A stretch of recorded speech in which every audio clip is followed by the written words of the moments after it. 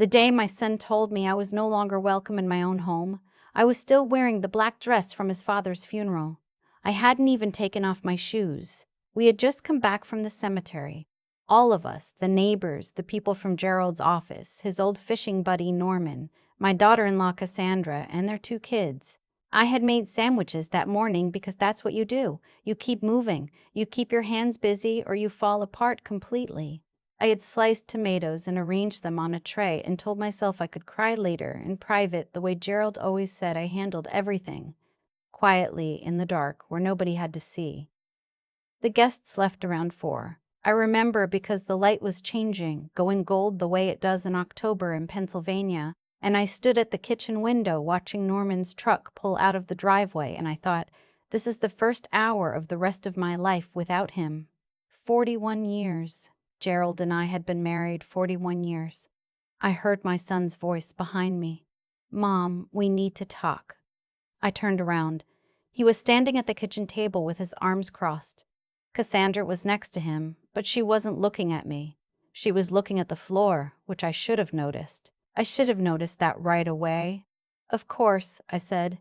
"Do you want coffee? I can put on a pot." "Mom, stop." He said it the way you talk to a child who won't sit still. "I'm not here for coffee. I'm here because we need to discuss the house. I'm not here for coffee. I'm here because we need to discuss the house." I didn't understand what he meant. This was my house. Gerald and I had bought it in 1987 for $94,000. We had put in the sunroom ourselves, the 2 of us, over 2 summers, Gerald cursing at the leveling tool and me holding the boards. I had planted every rose bush along the back fence. I had painted the front door that particular shade of green 3 times before I got it right. "What about the house?" I said. My son looked at me then, and I saw something in his face I hadn't seen before. Or maybe I had seen it and told myself I was imagining things, the way mothers do. "Dad left it to me," he said, "along with everything else. The investment accounts, the savings, the business assets, all of it. Dad updated his will 8 months ago, and he left everything to me." The kitchen was very quiet. I could hear the refrigerator humming. "That's not possible," I said. "It's done, Mom. The attorney already confirmed it. I'm not trying to be cruel about this, but the house is mine now, and Cassandra and I have been talking, and we think it would be better if you found your own place. We'll give you 30 days. 30 days. In my own kitchen, with the tomato tray still on the counter and my husband not even cold in the ground. "Get out," I said. He blinked.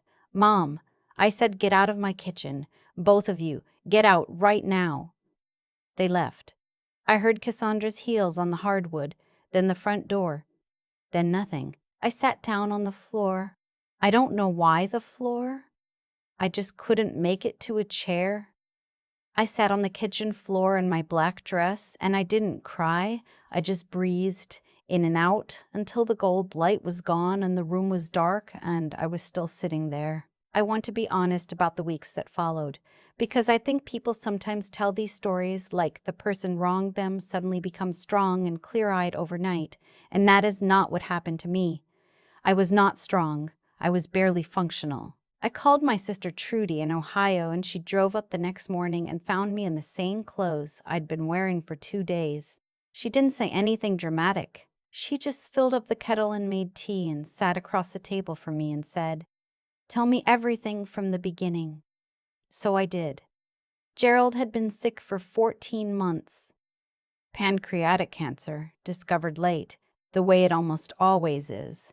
He had been a contractor, commercial construction, small projects, reliable work, and he had been careful with money his whole life, the way men who grew up without it tend to be. We had the house, paid off. We had his business accounts, his retirement accounts, a joint savings account, and a small portfolio his father had left him decades ago that had grown steadily over the years. The total, as far as I knew, was somewhere around $2.4 million. Not wealthy by any dramatic standard, but enough. Enough that I had never worried about what came after. What I did not know, what nobody had told me, was that Gerald had changed his will. "But why?" Trudy asked. "I don't know," I said. He never said a word. We talked about everything. We talked about everything. We talked about his funeral, for God's sake. He told me he wanted the hymn from our wedding. He told me where he'd hidden the insurance documents, but he never said he changed the will. Trudy was quiet for a moment. Then she said, "Have you actually seen it, the will itself?" I hadn't. I had only heard what my son told me standing in my kitchen. That conversation with Trudy was the first time something shifted in me. Not strength, exactly, more like a small, cold clarity. I called Gerald's attorney the next morning. His name was Mr. Turney. Kessler and Gerald had worked with him for 20 years, and when I told him who I was, he was very careful with his words in a way that made me more alert, not less. "Mrs. Whitmore," he said, "I think it would be best if you came in." I drove to his office that same afternoon. The building was in downtown Lancaster. Second floor. Wood paneling and framed diplomas, and the particular smell of old paper that I have always associated with things being decided without your knowledge. Mr. Kessler sat across from me, and he was kind but uncomfortable, which is usually what it looks like when someone has information they're not sure they're supposed to share. "Your husband did update his will," he said. "About 9 months ago. He came in alone. He said he had discussed it with you. He had not discussed it with me." Mr. Kessler looked at me for a long moment. Then he set a folder on the desk. The will was 12 pages. I read all of it. Gerald had left everything. The house, the business accounts, the retirement funds, all of it, to our son. I was mentioned once, in a single line, in a way that suggested Gerald had anticipated I might be provided for separately. "There's a life insurance policy," Mr. Kessler said quietly. "Your husband took one out. It's not part of the estate. It goes directly to you as the named beneficiary. $800,000. $800,000.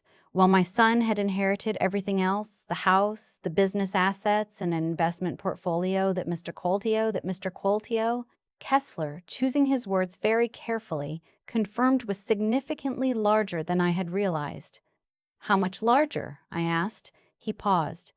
"Your husband's estate, in total, is approximately $4.1 million. I had thought we had $2.4 million. Somewhere along the way, without mentioning it, Gerald had accumulated an additional $1.7 million that I had known nothing about, and he had left all of it to our son."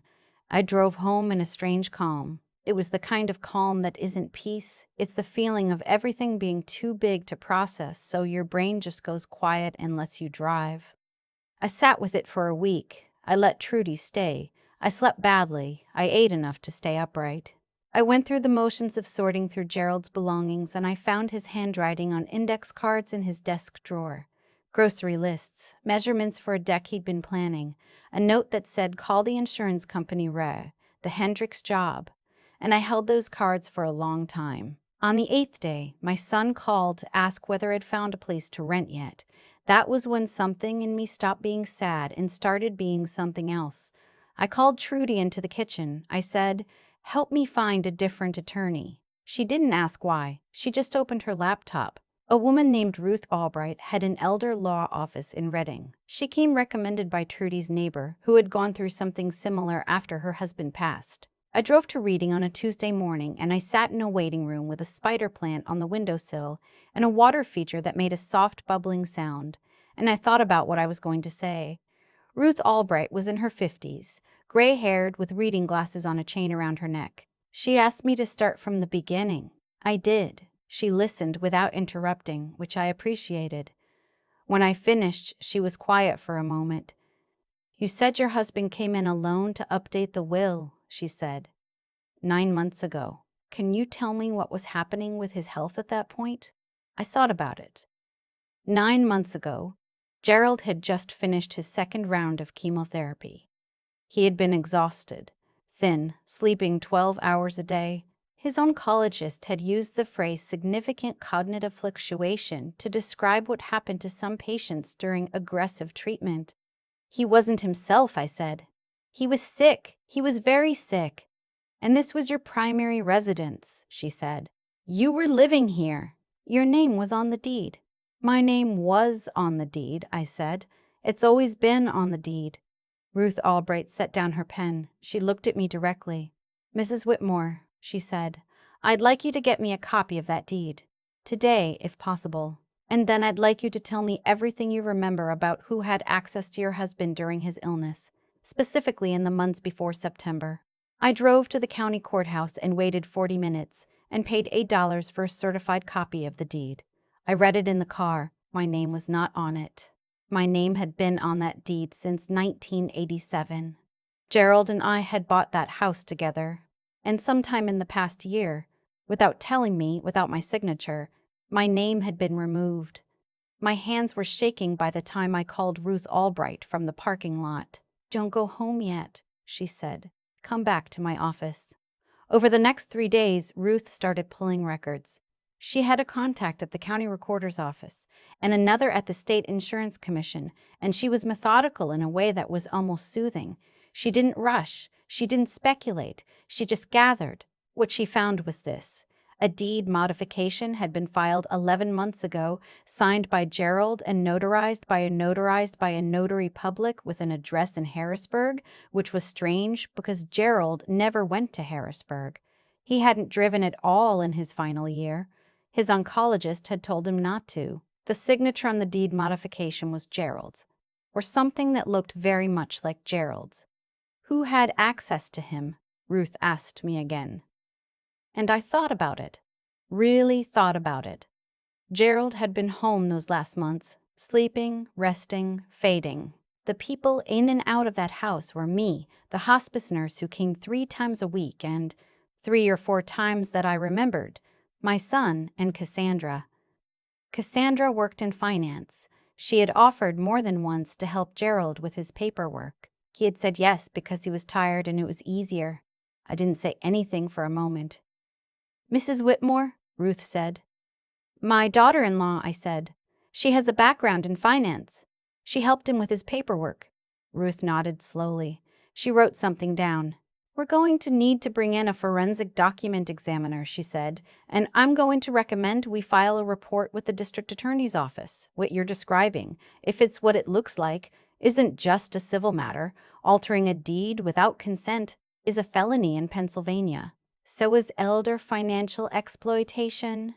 I had not let myself use the word fraud until that moment. It felt very large. It felt like the kind of word that, once you said it about your own family, could not be unsaid.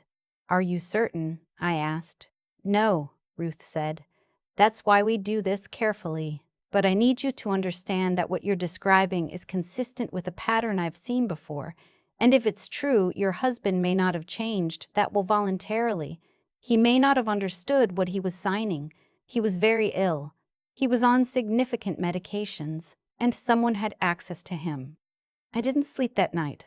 I lay in the guest room at Trudy's rental, because by that point I had moved out, my 30 days nearly up, and I stared at the ceiling, and I thought about Gerald signing papers he didn't fully understand while he was dying, while I was downstairs making sure he had enough water and his medications on time, and I thought about how much I had trusted that he was resting. The forensic examiner's report came back 6 weeks later. The signature on the deed modification was inconsistent with Gerald's authenticated signatures across a decade of business documents. Not definitively forged, that kind of certainty takes longer, but inconsistent enough to warrant investigation. Ruth filed the report with the DA's office on a Thursday morning. By Friday afternoon, my son had been contacted. I found out from Trudy, who found out from our neighbor Dolores, who had seen the car in the driveway and the man in the suit on the front step. My son called me that evening. He called me 17 times. I didn't answer. I sat at Trudy's kitchen table with a cup of tea gone cold, and I let the phone ring, and I thought, you had 30 days to figure out where I was going to sleep. I don't owe you 30 seconds. The investigation took 4 months. I won't say it was a simple time, because it wasn't. There were depositions, there were conversations with prosecutors that felt surreal. Sitting in offices with bad fluorescent lighting being asked to describe the last weeks of my husband's life to strangers. There were moments when I genuinely did not know whether I was doing the right thing, whether family loyalty should override what the evidence was suggesting, whether Gerald would have wanted this, and then I would remember my son standing in my kitchen the evening of his father's funeral, arms crossed, telling me I had 30 days, and I would remember that loyalty is not the same thing as silence. Cassandra had prepared the deed modification.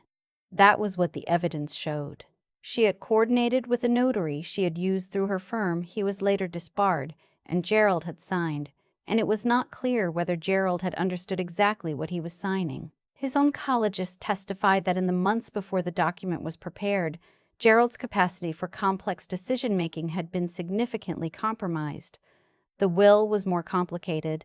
Wills are harder to contest, legally speaking, but the circumstances surrounding its preparation were questioned, and Gerald's cognitive state at the time was documented. The proceeding took 8 months in total before it was resolved. In the end, the house was returned to the estate. Because my name had been fraudulently removed from the deed, I was entitled to my half of the property as the surviving spouse. The investment accounts were subject to Pennsylvania's elective share statute, which means that as Gerald's spouse I had a legal right to a portion of his estate regardless of what the will said. A right my son and his attorney had apparently hoped I wouldn't know about. Ruth knew about it. I received my elective share. I received the life insurance. And after the legal costs and the proceedings and the months of not knowing, I kept the house. My son and Cassandra did not go to prison. The DA determined that the evidence, while compelling, was not sufficient for a criminal conviction beyond reasonable doubt. Cassandra lost her license through her firm's ethics review board. My son. I don't know exactly what my son knew versus what he simply allowed to happen while not asking questions. I've spent a lot of time thinking about that distinction, and I'm not sure it matters as much as I once thought it would. He came to see me eventually. It was a Sunday, about 2 weeks after the legal proceedings concluded. He knocked on the front door of the house, the green door, repainted now, a slightly different shade because I couldn't find the exact color I'd used before, and I opened it and we stood there looking at each other. He said he was sorry. I believed him, and I also knew that sorry does not reconstruct what was broken.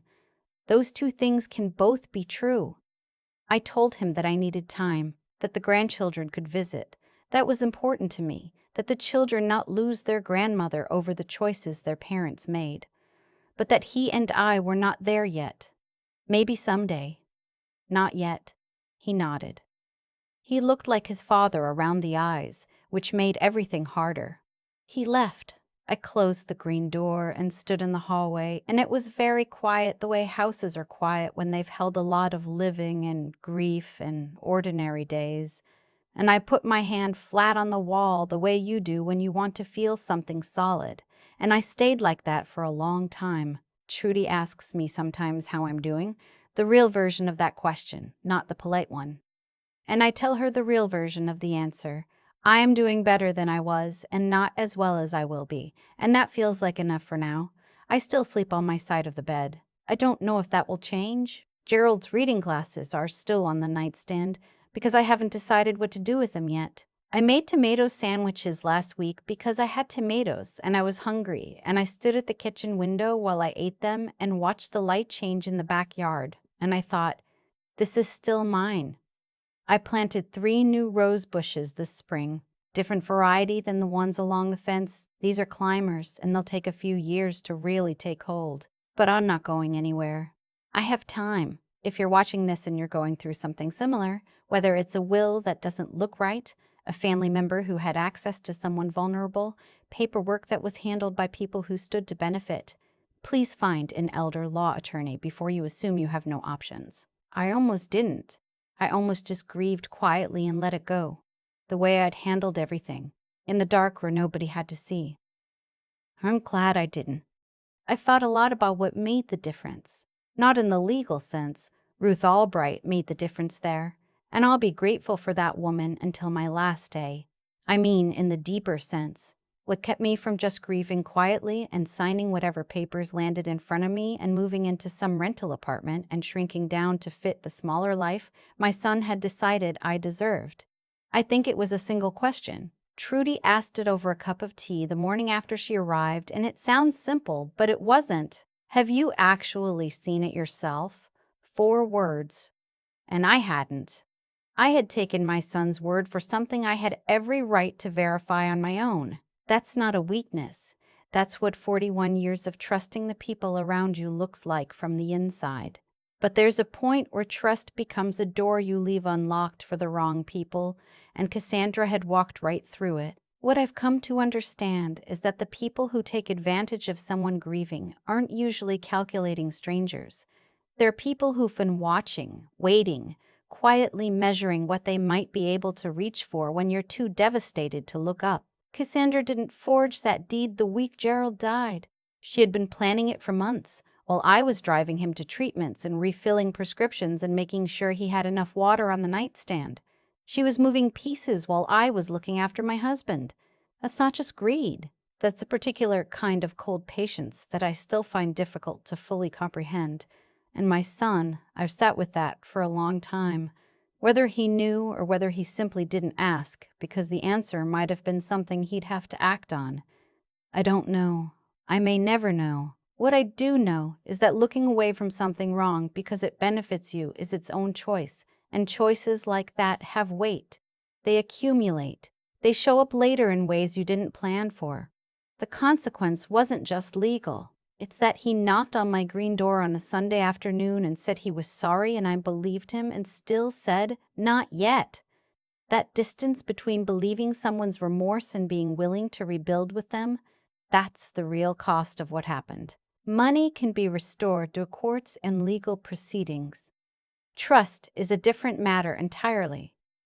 What I want to say to anyone watching who's been told there's nothing to be done, there almost always is. The situation has to be looked at, not assumed. I nearly assumed my way out of my own home. Grief makes you want to be still, and sometimes the people around you are counting on exactly that stillness. Intellect is knowing your rights exist. Courage is picking up the phone when you're exhausted and heartbroken, and making the appointment anyway. And integrity. Integrity is what keeps you from doing to your son what was done to you, even when you have every reason to be cruel in return. I planted climbing roses this spring. They'll take a few years. I'm not going anywhere.